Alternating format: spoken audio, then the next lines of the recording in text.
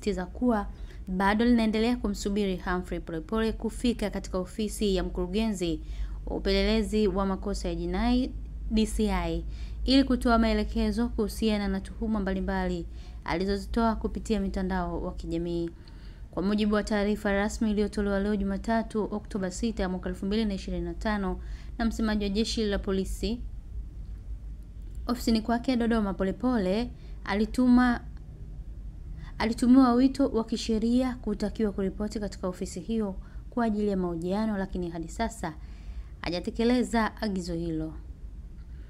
Ninanukuu, ndugu Humphrey Polepole alitumiwa barua ya wito kwa mujibu wa sheria za nchi aripoti katika ofisi ya mkurugenzi wa upelelezi wa makosa ya jinai ili atoe maelekezo kuhusiana na tuhuma mbalimbali alizotoa kupitia mitandao ya kijamii, lakini hadi leo hajatekeleza maelekezo hayo,